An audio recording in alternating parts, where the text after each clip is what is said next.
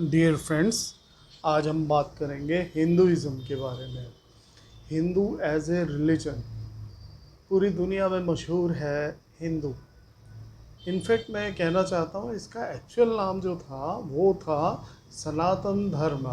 सनातन means eternal, यानी कि ये हमेशा से था, है और हमेशा रहेगा। अब इसको बेसिकली इसको मैं आगे थोड़ा सा डिस्क्राइब कर दूंगा कि ऐसा क्यों बोला जाता है। ये हमारे सैक्रेड स्क्रिप्चर्स में से एक है उपनिषद, जिसके अंदर ये बातें लिखी हुई हैं और उससे हर कोई कन्विंस हो जाएगा कि ये इटर्नल हम लोग क्यों कहते हैं।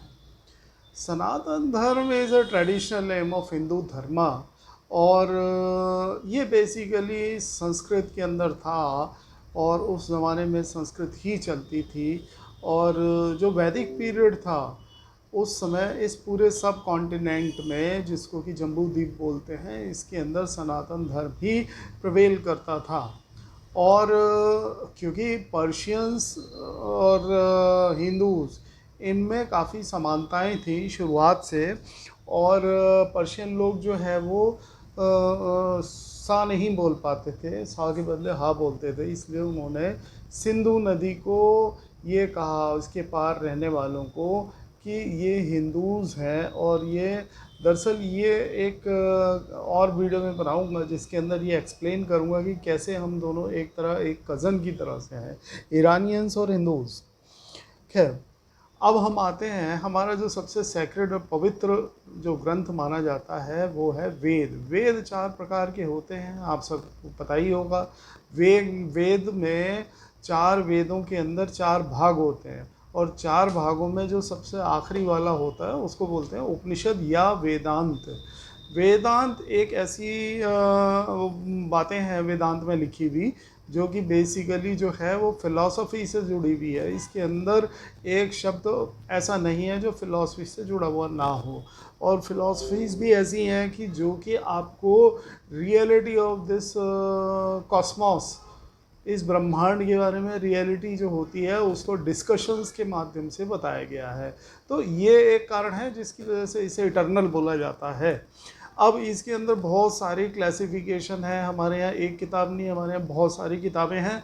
हाँ, बेसिकली हम लोग वेद को मानते हैं एक अथॉरिटी, जिसको कहते हैं कि हिंदुइज़्म जो है, हिंदू वो है जो वेदों को मानता है। और इसी से हमारे यहाँ दो तीन ब्रांचेस बनी हैं, एक बोलते हैं आस्तिक, दूसरे को बोलते हैं नास्तिक। इसका अर्थ ये नहीं है कि वो भगवान को नहीं मानते तो नास्तिक हैं, और जब मानते हैं वो आस्तिक है, नहीं। आस्तिक का मतलब वो है कि वो क्लासिफाइड ग्रुप्स जो वेदा को फाइनल अथॉरिटी मानते हैं as far as religion is concern. और क्या बोलते हैं, ये लोग ऐसे होते हैं जो लोग वेदों को नहीं मानते हैं।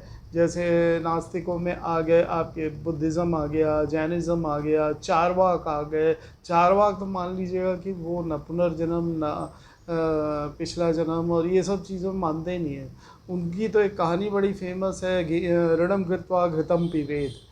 तो अब इस प्रकार से जो है हमारा मोटा मोटा क्लासिफिकेशन हो गया, और हर एक के अंदर, हर सैक्रेड स्क्रिप्चर के अंदर फर्दर क्लासिफिकेशन है। वेदांत या उपनिषद जो है वो 108 तरह के माने गए हैं मुख्य तौर पे, और वैसे तो बहुत सारे हैं, और उसके अंदर 10 मेन हैं जिनसे कि जो है हम लोग जनरली लाइट में आते हैं जब कभी भी कोई डिस्कशन होता है, और जिससे हम कोरिलेट करते हैं ज़्यादातर। अब इसके बाद जो है हमारे यहाँ एक ये सिद्धांत चला कि द्वैतवाद, अद्वैतवाद और विशिष्ट अद्वैतवाद। देखिए, द्वैत मतलब डबल। द्वैत का मतलब ये है कि रिलीजन के टर्म में कि भाई आप जो है भगवान को और इस ब्रह्मांड को, इंसानों को अलग अलग मानते हैं। सोर्स एक ही है लेकिन मानते हैं अलग अलग एंटिटी पर। अद्वैत जो कि शंकराचार्य, आदि गुरु शंकराचार्य ने पेश किया था इस थ्योरी को, इस पॉस्टुलेशन को, कि अद्वैत मतलब सब चीज़ एक है, सब एक है। हम भी ब्रह्म, आप भी ब्रह्म, बल्कि इसमें 4 महावाक्य भी आते हैं जिसमें से एक है अहम ब्रह्मास्मि, दूसरा है तत्त्वमसि, और भी हैं दो। तो ये जो चीज़ें थी ये आदि गुरु शंकराचार्य ने दी थी, और फिर फर्दर रामानुजाचार्य जी ने और माधवाचार्य जी ने बाकी दोनों पॉस्टुलेशन दिए थे। तो हमारे यहाँ ये सबसे अच्छी बात है कि हर तरह के थॉट प्रोसेस को इंक्लूसिव किया जाता है, माना जाता है, और वो होलिस्टिकली इन टोटलिटी इन सब को हिंदू बोला जाता है, इनफैक्ट सनातनी बोला जाता है। अब ये जो है सनातन धर्म, इसके अंदर और बहुत सारी चीज़ें, एक धर्म हमारे यहाँ और था आजीवक, आजीवक विलुप्त हो गए, वो भी लगभग 2000 साल तक थे। उनको अशोक, सम्राट अशोक ने बड़ा प्रश्रय दिया था, और बिहार के अंदर एक जगह है बराबर, वहाँ पर इनके लिए केव बना के दी थी ग्रेनाइट के पत्थरों के अंदर, और बहुत ही अच्छी केव है जिन पे आज भी लोग देखने आते हैं। तो इस तरह से फिर उसके बाद एकदम मॉडर्न जो रिलीजन है वो सिखिज़म है। तो इस तरह से इस लैंड पर, इस जम्बू द्वीप पर, इस इंडियन सब कॉन्टिनेंट पे आपको हिंदुइज़्म, जो कि ज़्यादा पॉपुलर शब्द है, इसकी आपको उत्पत्ति भी दिखेगी। हाँ, इसके कोरिलेशन आपको टर्की तक में मिलेंगे, सीरिया में मिलेंगे आपको। और वैदिक काल के अंदर हमारे देवता होते थे मेन, हमारे यहाँ मूर्तियाँ नहीं होती थी, मंदिर नहीं होते थे, देवता और यज्ञ, अग्नि। तो ये सारी चीज़ों के कुछ अवशेष मिलते हैं ये मिडिल ईस्ट के नॉर्दर्न साइड में कई जगह, जैसे मितानी हैं, हिटाइट्स हैं, यहाँ पर इन देवताओं के कुछ वो मिले हैं, चिन्ह मिले हैं।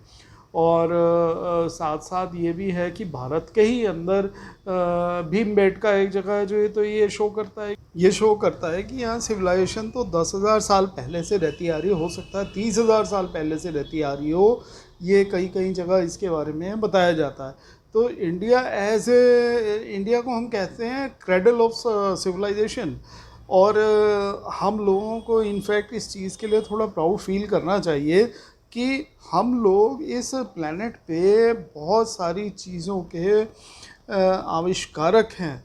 अब वो चीज़ें जो हैं वो हम लोग रिकॉल नहीं कर पाते हैं, या कहीं बहुत ज़्यादा उसको जो है हाईलाइट नहीं किया जाता है, लेकिन दुनिया में अलग अलग जगह अलग अलग पेपर्स पब्लिश हुए हैं हमारे स्क्रिप्चर्स के अंदर जो बातें लिखी हुई थी। दूसरा, हमारे जो वेद थे उनकी ख़ास बात यह है कि उनको श्रुति बोला जाता है। उनको श्रुति इसलिए बोलते हैं क्योंकि हमारे पुराने ज़माने के जो साइंटिस्ट थे, सो कॉल्ड ऋषि मुनि जो थे, वो लोग जब ध्यान में बैठते थे तो आप ये समझ लीजिए उनके दिमागों में डाउनलोड होता था ये जो चीज़ें वेदों में लिखी हुई हैं। तो उन चीज़ों को उन लोगों ने वैसे के वैसे अपने शिष्यों को बोला, और वैसे का वैसा वो चीज़ जो है धीरे धीरे धीरे धीरे बगैर किसी कॉमा और फुल स्टॉप के ट्रांसफ़र होती गई, और वो उनकी लीनियज बनती चली गई। अलग अलग गोत्र के ऋषि मुनि होते हैं ना, तो वो जैसे अलग अलग लोग होते हैं, त्रिवेदी हैं, चतुर्वेदी हैं। तो इन लोगों को थोड़ा सा यही काम मिल गया था कि भाई ये एक ही वेद के अंदर पारंगत होते चले गए, उसको समझने लग गए, समझाने लग गए, और इनकी लीनियज चलने लग गई। और इस तरह से हज़ारों साल तक वो वेद आपके जो थे बग़ैर किसी भी उसके डिस्ट्रक्शन के आज तक बने हुए हैं। धन्यवाद। जय हिंद।